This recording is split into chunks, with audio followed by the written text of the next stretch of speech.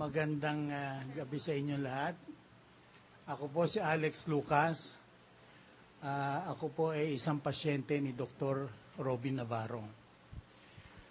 Isasalaysay ko sa inyo kung paano ako gumaling. Ako'y nung 2 years and 4 months ago, mga 5 years ago, inatake ako sa puso. So, natanggal yung bara sa puso ko without operation. Parang in-injectionan lang ako, Pagkatapos, nagkaroon ako ng diabetes, nagkaroon ako ng high blood, at saka, nung atakein ako sa puso, pinagbawal sa akin ang baboy. Kaya lahat ng kinakain ko, chicken. So, ngayon, nung ako'y nag-develop ng mga allergies sa lahat, halos na ng mga pagkain, ang kinakain ko na lang, rice and banana. Ako'y namayat na ng gusto at hindi na ako halos makalakad. Every other week, dinadala ako sa ospital. Ngayon, meron nagsama sa aking isang kaibigan ko dito, kay Dr. Navarro. So, nung magpunta ako dito, hindi na ako nakakapag-drive. Sinamahan ako, pinag-drive ako ng kaibigan ko. Pagdating namin dito, maraming pasyente. Parang ayoko nang tumuloy dahil baka mahawa ko ng sakit. May nakasabit ang urine bag, may naka-oxygen, akala mo mamamatay na. Sabi ko, teka muna, ayoko na. Dumating ako ng alauna, naharap ako ni doktor ng alas 4. Sabi ko, Doktor, hirap na ako talaga. Pinainom niya ako ng rapid cellular balancing. Immediately, after 15 minutes, gumanda na ang pakiramdam ko. Sabi niya sa akin, itigil mo itong mga chemicals na gamot na iniinom mo araw-araw sa high blood, sa heart. Pinatigil sa akin outright. At ang gagawin mo, kumain ka ng 4 na itlog every day. Since 2 years and 4 months ago, kumakain ako ng 2 itlog sa umaga, 2 itlog sa gabi. Araw-araw yon, walang paltos. Pag ako'y naubusan ng itlog sa gabi, bibili ako ng balot, kakain ako 4 na balot. Sinabi pa ni doktor, kumain ka ng bulalo, yung utak ng bulalo, yung bone marrow. Ang sabi niya, yung bone marrow is choline. Katulad nung itlog, yung yolk na itlog is also choline. Yun ang mahusay sa katawan. Yun ang mahusay sa brain. Sabi ko, sige, kain ako ng kain. Sabi niya, mawawala na lahat yung allergies mo. Pwede ka na kumain ng steak. Kumain ka ng lahat ng hayop na kumakain ng damo. Huwag kang kakain ng hayop na kumakain ay basura. Kinakain ng baboy, basura Pati Fs niya, kinakain niya Kaya yung mga biik, nakatungo parati, nahihiya sila baboy nanay nila. Yun. Huminto na nga ako ng pagkain ng baboy. Sabi niya, kainin nyo lang yung mga isda na may kaliskes. Huwag nyo kakainin yung isda na walang kaliskes dahil full of metals pala yung walang kaliskes. Walang proteksyon, Pagkatapos, dinistahan ako ni doktor ng mga wild honey. Talagang wild honey. Saka, peanut butter with honey.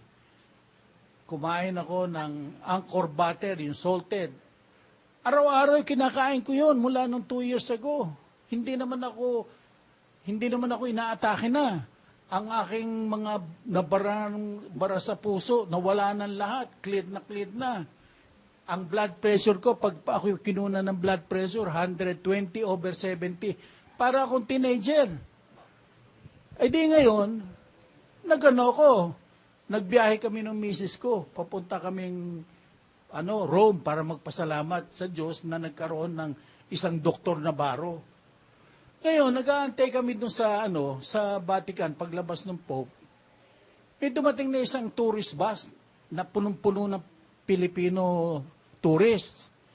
May bumaba sila, may mag-asawa na lumapit sa amin. Pilipino ba kayo? Sabi ko, opo, Pilipino kami. Grabe, ang layo na amin tinitiran, 2 hours away. Saan ba kayo nakatira? Kako dito lang across nung Basilica. Swerte kayo. Pero kami okay na rin kahit kami hirap na hirap. Kasi itong misis ko, stage 4 cancer ito. Ganun ba? Napagaling nung doktor namin sa Maynila. Dahil ilang buwan lang naggumaling na siya. Kaya kami nagpunta dito, magpapasalamat kami sa Panginoon Diyos. Sabi ko, sino yung doktor nyo? Si Dr. Navarro. Di marami kayong dalang itlog? Oo, dito. Sabi ko, hindi na dapat kayo nagdala ng itlog. Dahil ang itlog dito sa Europe, organic, ay mahusay na Di, tuwan-tuwa kami. Meron kami nakakilala ng mga pasyente rin ni Dr. Navarro. Ngayon, kukwento ko sa inyo kung ano naman nangyari doon sa aking misis. Ang misis ko po, dentista. Siya, nung ako'y magpatingin kay Dr. Navarro, nagpatingin din siya. Kasi may mga may mga nade-delay ang kanyang menstrual period, may mga sumasakit sa katawan niya. Nung siya na ang kumusulta na sa kay Dr. Navarro, pinainom din siya ng rapid cellular balancing. Immediately, nawala na yung sakit ng katawan niya, yung mga sakit-sakit, mga migraine, Tapos sinatulan din siya ng 4 eggs a day, 2 sa umaga, 2 sa gabi. Pag ikaw pala may cancer ang inahatol ni doktor, 6 to 10 eggs a day. Kako, wala naman kaming cancer, kaya 4 tama na. Kuminsan, sawan-sawa na kami doon sa malasadong itlog. Ako, kuminsan, hard-boiled na. Kuminsan, omelette. Kuminsan, sunny side up. Talaga kailangan araw-araw talagang kumain. Hindi, yung misis ko, biglang nakaramdam ng may bato. Kidney stone. Sumakit. Itinakbo ko siya sa Perpetual Medical Center dun sa Las Piñas dahil may kapatid siya dun doktora. In-x-ray siya, CT scan at saka in-ultrasound. Ang laki ng bato, ganun. Ha? Kailangan operahan niyan bukas, sabing ganun. Teka muna, sabi ko, wag muna, kukuha muna kami ng second opinion. So, inilipat ko yung misis ko sa Asian Hospital. In-x-ray din doon, inirepair kami ni Secretary Cabral, yung head ng yung urology, si Dr. Prodigalidad. Anak nung head ng urology department ng Kidney Institute. Ito naman siya ang head ng urology department sa Asian Hospital. In-x-ray siya, CT scan, in-ultrasound. Ang laki ng bato. Sabi, hindi natin kayang i-laser, hindi kaya ng laser na tunawin yan. Kailangan, sa Kidney Institute lang merong equipment na kailangan bibiyakin yung kidney niya into 3 parts. At para matanggal yon. Ang recovery period is 2 to 3 months. Ilipat mo kanya sa Kidney Institute bukas.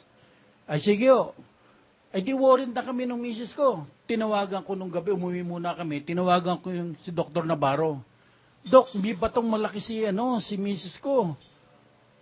Ay, anong gagawin ko? Sabi niya, sabi ko, pa-operahan. Wag mo pa-operahan. Magpapadala ako ng rapid cellular balancing. Ha? Tama-tama, din pinadala ni Miss Doris Cunningham. Nung gabi, pinainom ko siya. Isang timplada na yung RCB, Rapid Cellular Balancing. Pagkainom niya, isinuka dahil mapait Sabi ko, Dok, isinuka ni Mrs. Hindi bale, meron nang pumasok yan dyan. Sige, okay na yan. Di siyempre, hindi naman ako kagad naniniwala, At hindi ko pa na-experience yun. Kinabukasan, ichinekin ko na sa Kidney Institute. Di maaga kami dumating doon, nag-breakfast na kami doon. Pagkatapos namin mag-breakfast, pinainom ko uli siya. Dinamihan ko yung wild honey para mawala yung pait. Ininom niya, hindi na niya isinuka. Bandang 10:00 ng umaga, in-x-ray na naman siya, CT scan at ultrasound. Nung hapon nakaschedule na sa kinabukasan dapat operahan. Nung hapon, tinawag ako ng mga doktor. Mr. Lucas, wala na siyang bato. Pero may sign na may lumabas na bato, lumiit, lumabas doon sa urinary tract, nagasgas na maga, kaya hindi makalabas yung urine. Sabi, hindi na tayo mag-oopera bukas. Susundutin na lang natin ang stent. Abay, nung pagkasundot, lumabas lahat yung yung urine Clean na, pwede na kayong umuwi. Imagine ninyo, isang inom lang nung umaga yung RCB. Tapos sabi ko kay doktor, Dok, okay na. Clean na yun, no?